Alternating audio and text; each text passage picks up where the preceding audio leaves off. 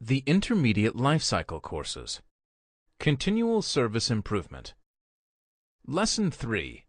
Introduction to Continual Service Improvement. Welcome to Lesson 3. Your syllabus-related content starts here. Remember, you could see an exam question on any of the material from this point forward. This lesson is the Introduction to Continual Service Improvement, including Purpose, Objectives, and Scope, the Approach to Continual Service Improvement, and Interfaces with other lifecycle stages. The information in this lesson relates to the syllabus section CSI 01. Remember, it's strongly recommended that you carry out further reading in the Continual Service Improvement core volume as part of your exam preparation. You can use the syllabus document to identify the appropriate areas for self-study. Let's start by looking at the purpose of continual service improvement. The primary purpose of continual service improvement is to continually align and realign IT services to the changing business needs by identifying and implementing improvements to IT services that support business processes. In order to fulfill its purpose, continual service improvement must identify and implement improvements to IT services that support business processes. These improvement activities support the lifecycle approach through service strategy, service design, service transition, and service operation. Improvements in each phase can be identified, prioritized, and managed through to completion. A continual service improvement culture is about constantly seeking ways to improve our process effectiveness, efficiency, and cost-effectiveness. Let's think about this in another way. IT service management processes must be implemented, managed, and supported. This includes setting clearly defined goals and objectives, and putting measurements in place to ensure they are met. If we don't use our measurements to identify areas for improvement, the business can suffer in many ways. These can include loss of productive hours, increased costs, loss of reputation, or perhaps even a business failure. Continual service improvement is also about understanding where improvements need to be made. Improvements cannot be based solely on anecdotal evidence. They need to be based on measurements. Part of the purpose of continual service improvement is to define what needs to be measured, how it will be measured, and what the successful outcome will look like.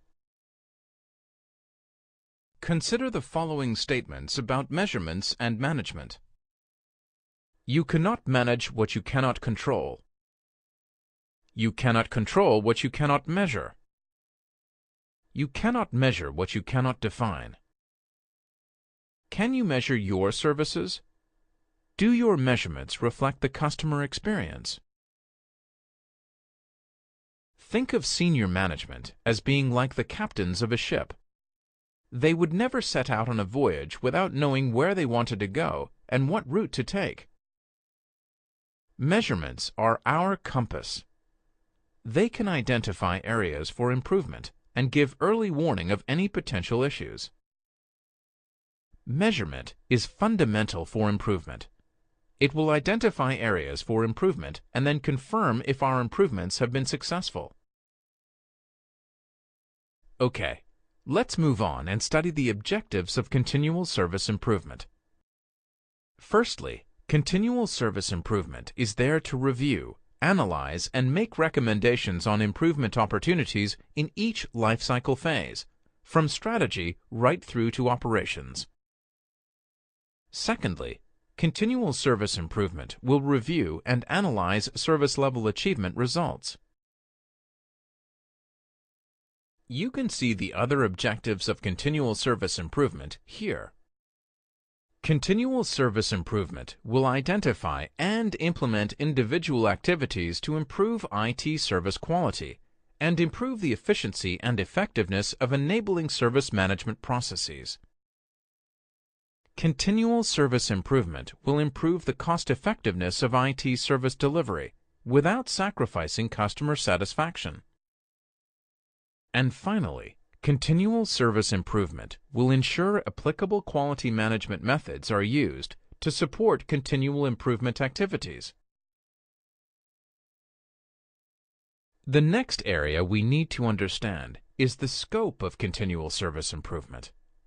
Remember, scope is defined as the boundary or extent to which a process, procedure, certification, or contract, etc. applies. Understanding the scope of continual service improvement is essential. We need to understand where we are required to make improvements and not get diverted into areas outside our scope. All too often, continual service improvement is seen as a place for operational staff to dump difficult issues. A clear scope makes sure we focus on what's important. Continual service improvement needs to address three main areas as part of its scope. You can see them here. The overall health of IT service management as a discipline. The continual alignment of the portfolio of IT services with the current and future business needs. And the maturity of the enabling IT processes for each service in a continual service lifecycle model. It is important to understand the different activities that can be applied to continual service improvement to ensure it is implemented correctly and adds value to an organization. If not, there is a danger that no value will be delivered, or will deliver short-term reactive improvements only. For example, putting in a fix in response to an incident. We're going to review a number of activities which all support the development and management of a continual process improvement plan. In order to produce a continual process improvement plan, continual service improvement must review management information and trends to ensure that services are meeting agreed service levels. Review management information and trends to ensure that the output of the enabling IT service management processes are achieving the desired results. And periodically conduct maturity assessments for the process activities and roles associated with process activities to demonstrate areas of improvement or any areas of concern. Other activities to support the production of a continual process improvement plan are the periodic conducting of internal audits, verifying employee and process compliance, the review of existing deliverables for relevance, and the making of ad hoc recommendations for approval. Finally, in order to produce a continual process improvement plan, continual service improvement will need to make sure the activities here happen regularly. Conducting of periodic customer satisfaction surveys, and the conducting of external and internal service reviews to identify improvement opportunities. None of these activities will happen automatically. Silos of improvement may exist, but will not drive a real culture of improvement. In order to embed improvement in our organization, we need a formal structure. Ownership is the first critical element. Continual service improvement must be owned within the IT organization. This needs to be at a senior level, with capability to handle the responsibility and the authority to make things happen. Continual service improvement activities must be planned and scheduled on a regular basis. Many organizations only initiate improvement activities when there has been a failure. This is not enough. Organizations must have an ongoing schedule of improvement activities, even when things are going well. Improvement needs to be seen as a process within IT, with defined activities, inputs, outputs, roles, and reporting. Improvement is a necessity, not a nice-to-have. Continual service improvement must ensure that IT service management processes are developed and deployed in support of an end-to-end service management approach. These processes will be aligned to the needs of our business customers. Our ongoing continual improvement strategy must address processes as well as services. Another area that falls within the scope of continual service improvement is a regular review of deliverables. The review of continual service improvement deliverables will take place regularly and will verify the completeness, functionality, and feasibility of each deliverable. This ensures that they remain relevant and are not out of date. For example, how often have you seen a report that is run because we've always run it? The report may not be relevant and may no longer be read. The way we use our deliverables also needs to be regularly monitored. Are we actually using our quality indicators and metrics to identify areas for process improvement? And remember, improvement often requires change. Any improvements must follow the organization's change management process. If not, we risk making things worse rather than better. As well as the goal, objectives, and scope of continual service improvement, we also need to take a high-level look at the continual service improvement activities. The diagram you can see on screen shows the continual service improvement model, a constant cycle of improvement. There are many opportunities for continual service improvement, summarized in these 6 steps. Let's review them briefly now. Step 1. What is the vision? The vision should align the business and IT strategies. High-level business objectives should drive the vision. If the business is, for example, looking to reduce costs, that needs to be factored into our improvement plans. Step 2. Where are we now? We need to assess the current situation to obtain an accurate, unbiased snapshot of where the organization is right now. This baseline assessment is an analysis of the current position in terms of the business, organization, people, process, and technology. We'll look at how we measure our current position in more detail later in the course. Step 3. Where do we want to be? This step achieves understanding and agreement on the priorities for improvement, based on a deeper development of the principles defined in the vision. Achievement of the full vision may be years away, but this step provides specific goals and a manageable time frame. Step 4. How do we get there? A continual service improvement plan will be developed that outlines how the improvements will be achieved. This will allow the achievement of higher quality service provision by implementing IT service management processes. Step 5. Did we get there?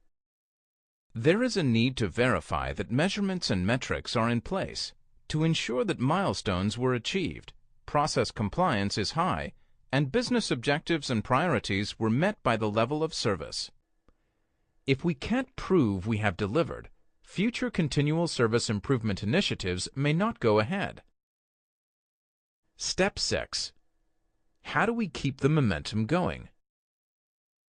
Changes need to become part of our culture and be accepted as business as usual. This step ensures a continual cycle of improvement, embedding changes and then driving the search for further improvement. This model is an iterative cycle, not a one-off event. Communication is a critical part of continual service improvement. If we don't communicate, people will come up with their own version of the truth. If our communication is not clear, it will be twisted into what people wanted to hear. Good quality communication and regular reporting all help to address communication issues. Continual service improvement will always involve ongoing change. it is important to develop an effective communication strategy to support continual service improvement activities. This will ensure people stay informed and don't feel threatened by improvements. Okay, let's complete this lesson by looking at how continual service improvement interfaces with other elements of the service lifecycle in a little more detail. Earlier, we mentioned that continual service improvement applies to all elements of the lifecycle, as well as being an element in its own right. If continual service improvement is to be successful, it is important to provide improvement opportunities throughout the entire service lifecycle. For example, if continual service improvement focuses only on the service operation phase of the lifecycle, it will have limited success. This is like treating a symptom of the problem instead of treating the problem itself. Often, the problem may actually start in the service strategy or service design stages of the service lifecycle. For example, a poorly performing service desk, which is not able to respond to incidents within a given time period, may be seen as an opportunity for improvement. However, this may not be a service desk issue at all. In fact, it may be due to the anticipated call volumes not being correctly assessed during the design phase. Implementing a service improvement process requires a full lifecycle view. There is much greater value to the business when service improvement takes a holistic approach throughout the entire lifecycle. The connection point between each of the core volumes is the service portfolio. The service portfolio is the spine which connects the lifecycle stages to each other. Remember, the service portfolio is the complete set of services managed by a service provider, whether live or still in the conceptual phase. Okay, let's look at some of the connection points between continual service improvement and the other service lifecycle phases. We'll look at continual service improvement and how it interfaces with service strategy, service design, service transition, and service operation. We'll also cover interfaces in Lesson 7 and Lesson 14. Let's start with continual service improvement and service strategy. Service strategy focuses on setting a strategic approach to service management, as well as defining standards and policies that will be used to design IT services. During this phase of the lifecycle, standards and policies are determined around measuring and reporting for an enterprise-wide view of the organization. Service improvement opportunities in this lifecycle phase could be driven by external factors, such as new security or regulatory requirements,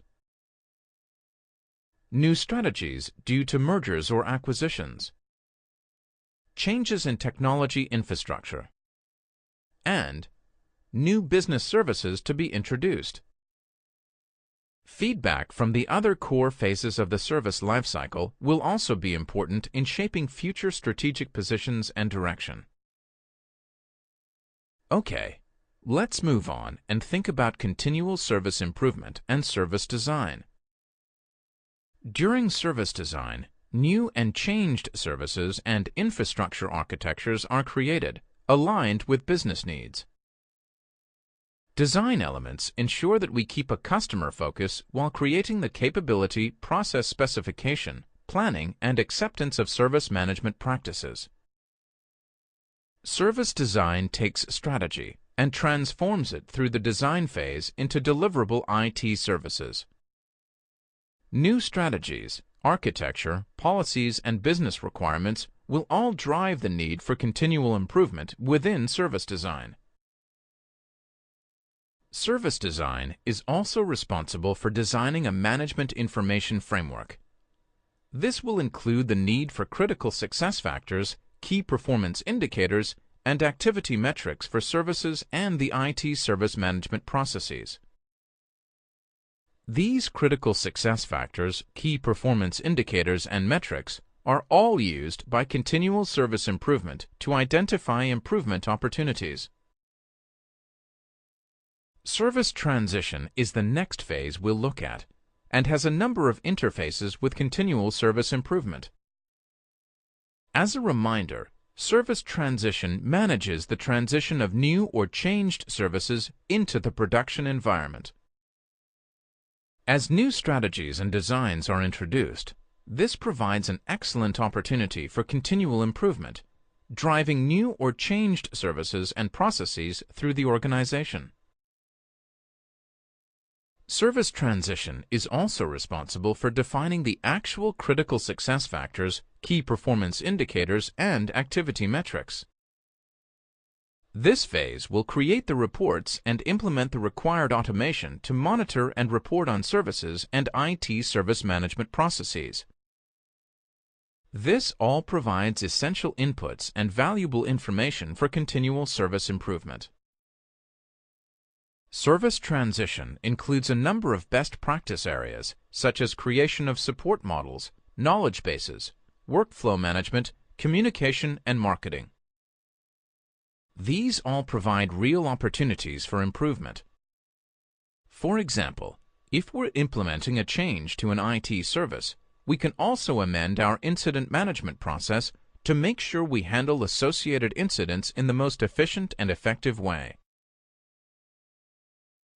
Finally, let's look at the interfaces between continual service improvement and service operation. Service operation provides best practice advice and guidance on all aspects of managing the day-to-day operation of an organization's IT services. Service operation is responsible for the monitoring and initial reporting related to the people, processes, and infrastructure technology necessary to ensure a high-quality, cost-effective provision of IT services which meet the business needs.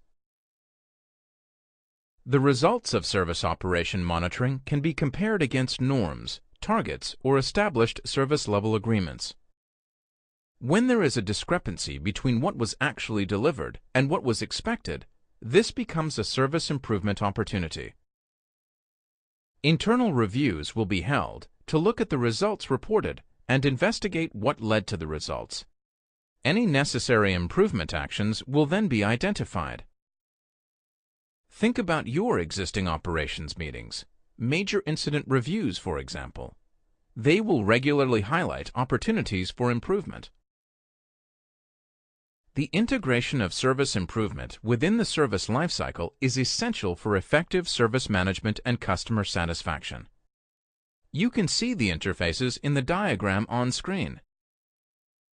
This is an approach that provides for continual service improvement activities to be in place within each of the other core disciplines of the service lifecycle. This lifecycle approach means that we do not have to wait for a service or process to be live before we start to make improvements. Improvement can happen much earlier. Each lifecycle phase will provide an output to the next lifecycle phase. This same concept applies to continual service improvement. To be effective, continual service improvement requires open and honest feedback from IT staff. Continual service improvement is not about blame. It is about making things better for IT and their customers. Feedback can come from debriefings and activity reviews. These reviews can be used to look at questions like, did we meet our deadline? Or, did we deliver within budget? Each activity can then be analyzed to capture any lessons learnt. Collecting information is a good start and helps to identify improvements. Continual service improvement will use methods and practices found in many ITIL processes such as problem management, availability management, and capacity management. The use of their outputs in the form of flows, matrices, statistics, or analysis reports will provide valuable insight into the design and operation of services. Minutes from major problem reviews, major incident reviews, and output from any of the availability management techniques can all help to support continual service improvement. Each IT process has inputs, activities, and outputs. These are measured using control loops, like the one on screen, to measure both the activities in the process and the process overall. Much of this reporting may already exist in your organization, so make sure you leverage it as you introduce continual service improvement.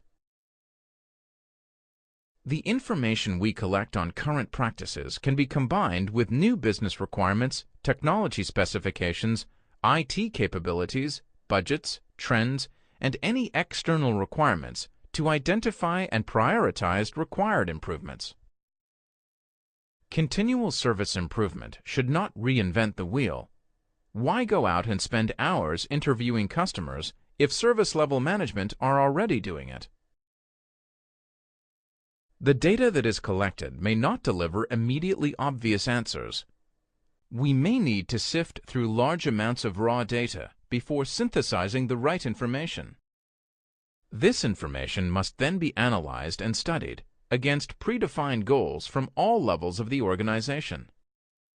Each layer of management, strategic, tactical, and operational, will have their own goals, objectives, critical success factors, and key performance indicators. Meaningful information can only be produced from data when we have a level of maturity in our services and processes. Measurements evolve as an organization develops. We need to start simple and then gradually introduce more sophistication. It's essential that we remember that continual service improvement on its own will not be able to achieve the desired results. There is a need to leverage and integrate continual service improvement activities and initiatives into each service lifecycle phase. The diagram on screen shows the increased value to the organization when the sphere of influence of continual service improvement is expanded to include each phase of the service lifecycle. Lastly in this lesson, a quick word on continual service improvement implementation. We don't need a full continual service improvement function with processes, tools, and resources to start doing continual service improvement. Even if our reporting tools are poor, our budget is small, and our resources are constrained, we can still introduce some basic elements of continual service improvement. The improvements we make may encourage funding or free up resources for further improvement work.